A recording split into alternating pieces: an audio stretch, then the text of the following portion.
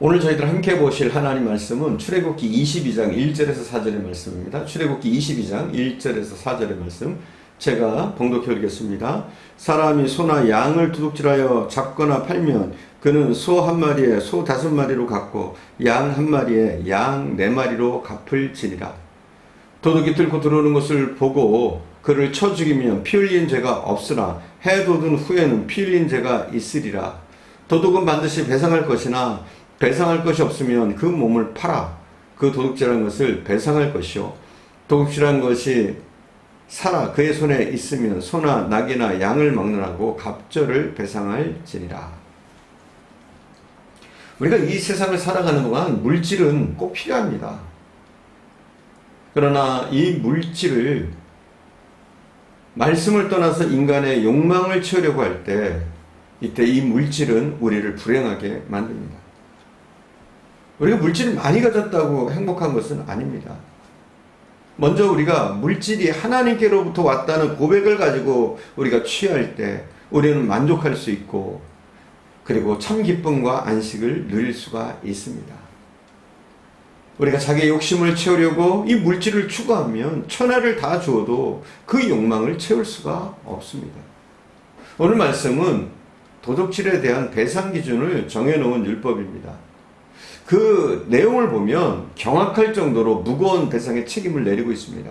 소 한 마리를 훔쳐서 팔았으면 그 사람은 소 5마리를 갚아야 하고 양 한 마리를 죽였으면 양 4마리로 갚아야 했습니다. 우리가 생각할 땐 가져간 것을 돌려주면 충분할 것 같은데 성경의 교훈은 도둑질에는 무거운 배상을 하게 했습니다. 도둑에게는 반드시 배상하게 하였고 배상할 것이 없으면 자기의 몸을 팔아서라도 배상하게 했습니다. 그리고 이 도둑이 집으로 들어올 때 그 도둑을 죽여도 이건 정당방위로 여겼습니다. 그러나 밝을 때 그런 일이 생겼을 때는 도둑을 죽이는 일이 생겼을 때는 이것은 정당방위가 되지를 못했습니다.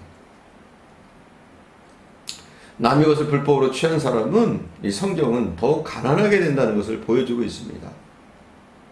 도둑질이라고 하는 것은 근본적으로 하나님이 현재 나에게 주신 그 복을 부인하는 겁니다.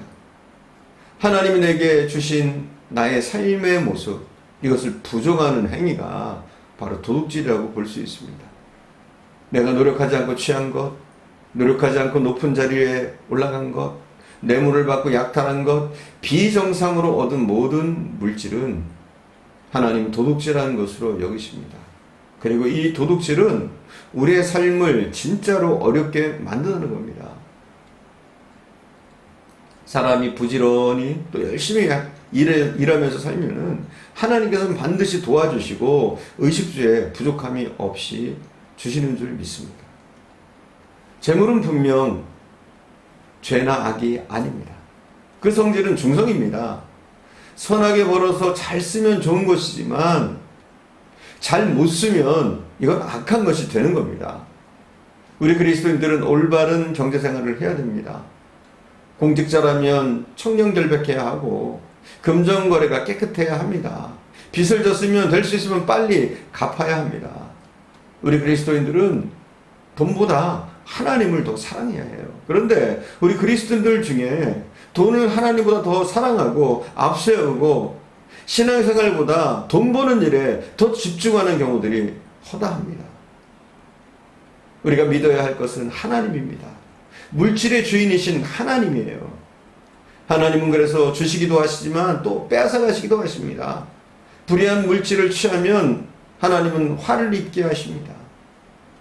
우리 그리스도인들은 분명 하늘의 시민입니다. 하지만 우리는 세상 속에서 속해서 세상의 국민으로 백성으로 살고 있습니다. 이런 두 가지 역할은 우리의 삶 속에서 많은 갈등을 겪게 합니다. 그리스도인인 우리는 자신의 신앙생활에서 어떤 모습이어야 할까요? 우리는 이런 질문들을 던져볼 필요가 있습니다. 그래서 그리스도인과 세상과의 관계를 5가지로 한번 나눠서 잠시 생각해 보겠습니다. 우리 그리스도인은 이 세상 안에 있는 자입니다. 우리는 세상 밖에 있는 사람이 아니에요. 시간과 공간의 제약을 받습니다. 이 세상의 일시적인 주소를 가지고 우리는 생활하고 있습니다. 그리스도인이라고 해서 세상을 떠나서 사는 것이 아닙니다. 세상에서 불신자들과 똑같은 생활 방식과 태도로 우리는 살아갈 때가 많습니다. 그러므로 그리스도인은 세상에서 도피할 것이 아니라 세상 속에서 국민으로, 시민으로 그들과 같이 생활하되 그들 속에서 복음을 가지고 들어가서 어디서든지 주의 사랑을 전하고 하나님의 영광을 나타내는 존재가 되어야 합니다. 우리는 세상에 삽니다. 그러나 그리스도인은 세상에 속하지 아니한 자입니다. 우리는 세상에 속한 사람이 아닙니다. 그리스도인은 세상 속에 사는 존재인 동시에 한편으로 세상에 속하지 않은 사람입니다. 그리스도인들의 본향은, 우리가 가야 할 곳은, 우리의 국적은 하나님의 나라에 있습니다. 그리스도인은 잠깐 동안 이곳에 사는 겁니다. 잠깐 동안 지상의 장막을 치고 살고 있는 겁니다. 그리고 우리는 궁극적으로 천성을 향해 여행하고 있는 나그네일 뿐입니다. 이것을 우리는 명심해야 됩니다. 우리는 세상에 속한 자가 아닙니다. 세상에 살지만 세상에 속한 자가 아닙니다.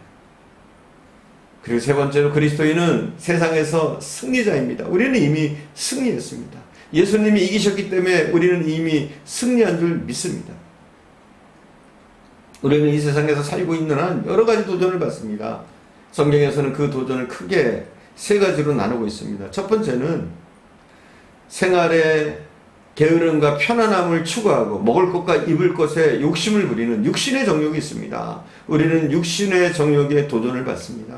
두 번째는 좋은 것을 탐하고 예쁘고 아름다운 것만 소유하려고 하는 안목의 정욕이 있습니다. 이 안목의 정욕과 또 우리는 그 도전과 싸워야 합니다. 세 번째는 명예와 권세, 권력, 교만, 허세를 추구하는 이생의 자랑, 즉 야망에 대한 욕심이 있습니다. 이것과도 우리는 싸워야 합니다.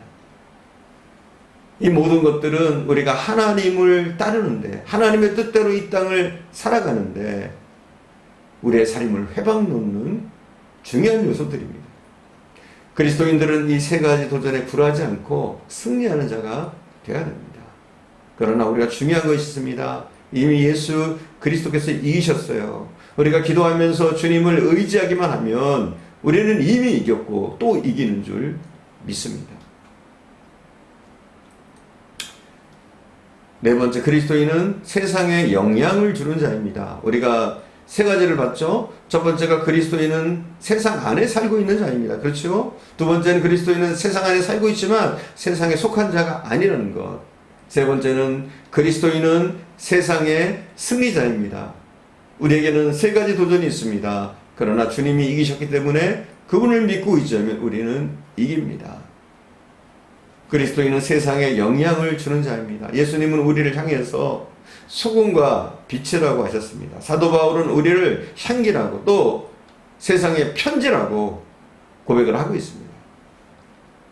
소금은 자신을 녹여서 다른 물질을 변화시킵니다. 빛은 자신을 다 불태움으로써 세상을 이롭게 밝게 합니다. 그러므로 그리스도인은 이 세상에서 그리스도인의 특성을 살려서 세상의 변화를 가져오고 세상을 이롭게 하고 세상을 주님께로 인도하는, 주님의 빛으로 인도하는 자들이 되어야 되는 줄 믿습니다.